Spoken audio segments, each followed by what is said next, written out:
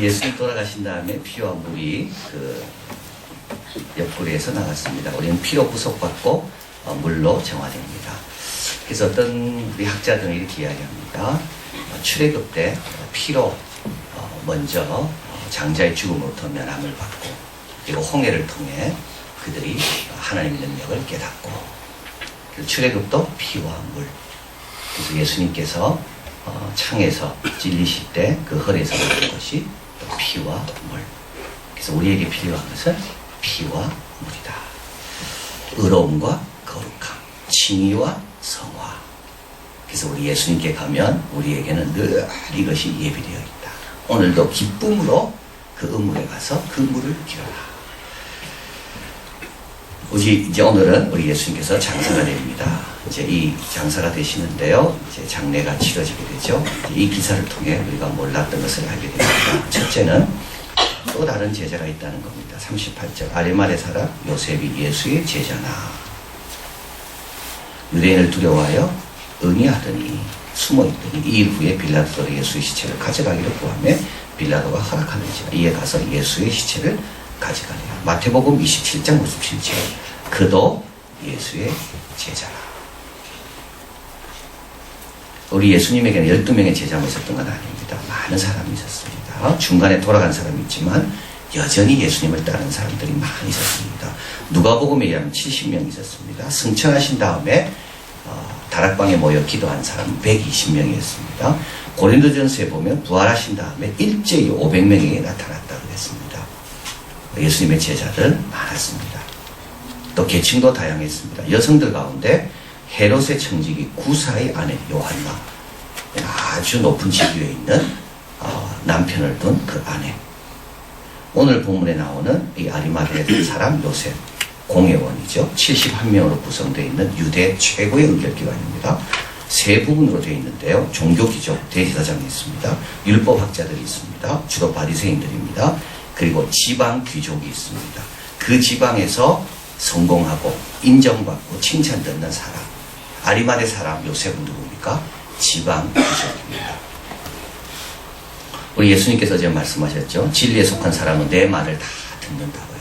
이 진리는 신분 고하를 막론하고 속한 사람에게는 다 진리로 받아들여지는 것이 예수님의 가르침이다. 우리 예수님께서 씨를 계속 뿌리라는 이유가 있습니다. 어디든지 씨를 뿌려라. 내가 어느 위치에 있든지 씨를 뿌려라. 우리도 모르는 사이에 열매 맺고 자라게 됩니다.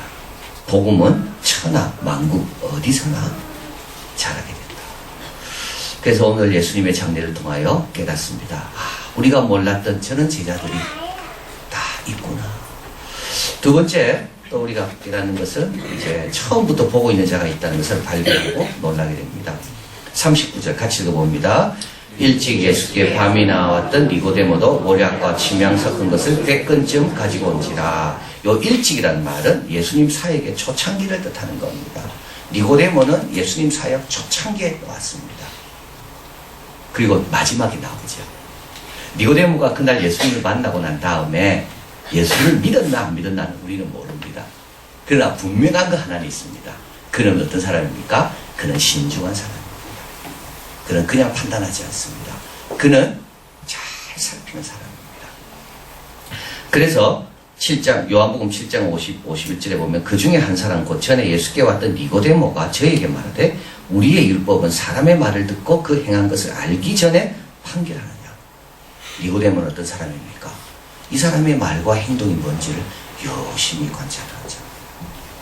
이 사람은 처음부터 지금까지 예수님을 관찰했습니다. 그러면서요, 예수님의 진정성을 한 겁니다.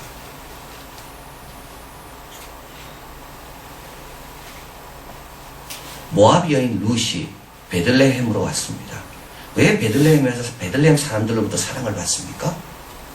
그 여인은 베들레헴에 들어온 첫날부터 지금까지 시어머니 나오미를 떠나지 아니하고 충성했기 때문입니다. 왜 보아스는 룻을 좋게 보았을까요? 밭에 들어와서 일하는 처음부터 밭 떠나는 그날까지 쉬지 않고 시어머니를 위해 일한 걸 봤기 때문입니다. 왜 니고데모는 100근이나 되는 왕에게 바치는 그 향품을 사가지고 들고 옵니까? 니고데모는 처음부터 예수님이 어떤 분인지를 지금까지 봐왔거든요. 초대교회가 로마 사람들의 마음을 얻은 것은 바로 이겁니다. 성도들이 보여준 한결같은 충성, 한결같은 믿음, 한결같은 신앙생활. 세네카는 마음의 평정에서 이렇게 말합니다. 검투사에 대해서 말하는데요. 살기 위해 온갖 수단을 동원하면 멸시를 받지만 죽음을 경멸하면 우리가 좋아한다. 살기 위해서 몸부림치는 사람은요, 멸시합니다, 주위에서. 그러나 죽음을 오히려 우습게 여기는 사람은요, 세상 사람들이 다르게 봅니다. 이게 철학자들이 그렇다는 거죠. 그런데 실제로 누가 그렇게 삶을 살았느냐? 이 세계 말 기독교인들을 잘 관찰했던 의사 갈레노스. 이 갈레노스라는 사람은 로마 문헌에 아주 많이 나옵니다. 이 사람은 예수 믿는 사람이 아닙니다. 그런데요, 이 사람은 의사이기 때문에 관찰하는 겁니다. 아니, 예수 믿는 사람들은 어떻게 사는가? 뭐가 있길래 저런가? 그는 이렇게 말합니다. 그들은 죽음을 가볍게 여기는 것을 우리는 날마다 보고 있다. 자기 규제와 자기 통제를 통해 진정한 철학자 못지않는 높은 수준으로 자신을 높이는 개인들이 얼마나 많은지. 여러분, 예수 안 믿는 사람이 보고 있습니다. 직장에서 처음부터 끝까지 어떻게 하는가 보고 있습니다. 2세기 그리스 철학자 켈수스는 말합니다.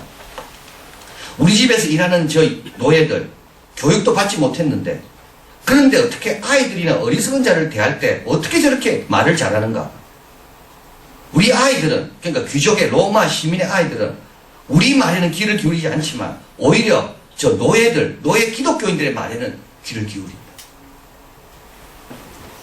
필립 샤프는 말합니다. 초대교회입니다. 기독교는 맨 밑바닥에서 자꾸 위로 건축되어 올라갔습니다. 그래 될 수밖에 없습니다. 처음 같은 마음으로 계속 살아가니까는요, 사람들이 인정을 안 할 수도 없는 겁니다.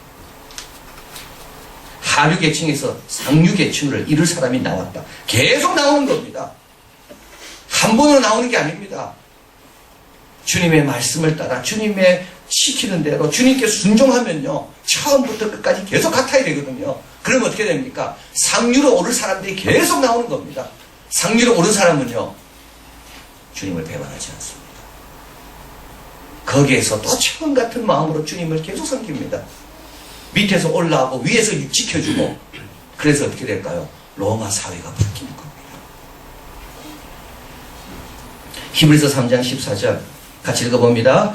우리가 시작할 때 확실한 것을 끝까지 견고히 잡으면 그리스도와 함께 참여한 자가 되리라. 10장 35절 읽습니다. 그러므로 너희의 담대함을 버리지 말라. 이것이 큰 상을 얻느니라. 10장 38절입니다. 오직 나의 의인은 믿음으로 말미암아 살리라. 또한 뒤로 물러가면 내 마음이 저를 기뻐하지 아니하리라 하셨느니라. 처음 마음 가지고 끝까지 가야 됩니다. 니고데모는요, 일찍 왔던 사람입니다. 그 사람은 예수님을 마지막 십자가까지 살폈습니다. 아, 예수님 이분은 정말 귀한 분이다. 그래서 100근이나 되는 왕에게 바치는 향품을 들고 예수님께 오는 겁니다. 보고 있습니다. 마지막으로 놀라는 것이 있습니다. 하나님이 준비하신 새 무덤입니다. 41절 42절 같이 읽어봅니다. 예수의 십자가에 못 박힌 곳에 동산이 있고 동산 안에 아직 사람을 장사한 일이 없는 새 무덤이 있는지라. 이날은 유대인의 예비일이요 또 무덤이 가까운 고로 예수를 거기 두니라. 참 여기 새 무덤이 있다는 것은 너무 특별한 일이죠. 왜 새 무덤이 중요할까요?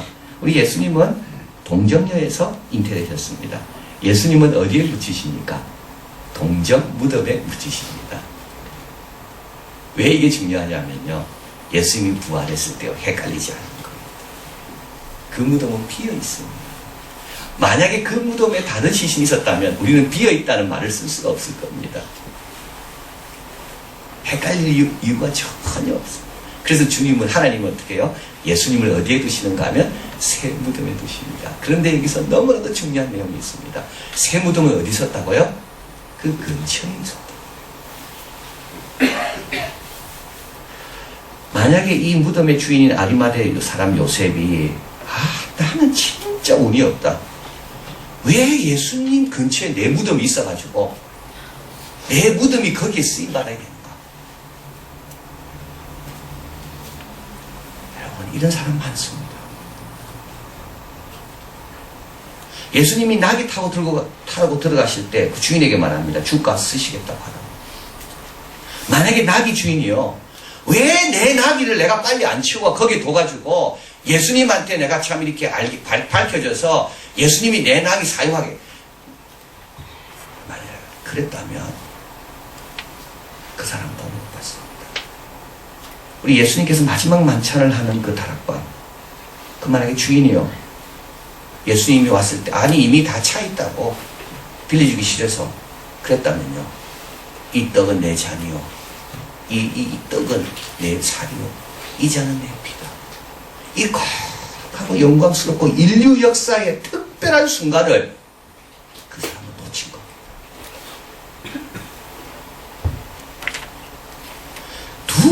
두고 생각해야 될, 묵상해야 될 말씀이 저는 이 말씀이라고 생각합니다. 오히려요, 내가 그 옆에 있었다는 거는요, 하나님의 특별한 택하심입니다.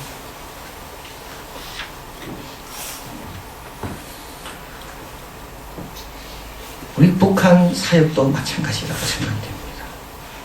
왜 우리 남한은 북한 같은 사람을 만나서 이렇게 아이들 군대도 가야 되고 다 이렇게 불안해야 되고 돈도 또 쓸데없게 써야 되는가?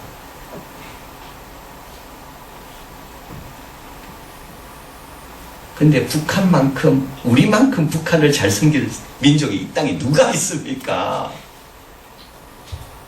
언어도 같지요. 뿌리도 같지요. 신앙도 원래 거기서 온 거지요. 근데 만약에 우리가 왜 하필 내가 이때 살아서 북한에 대한 짐을 져야 되느냐 말한다면, 나귀의 주인, 다락방의 주인, 새무덤의 주인, 이 주인에게 허락된 놀라운 영광을 다 놓치는 겁니다.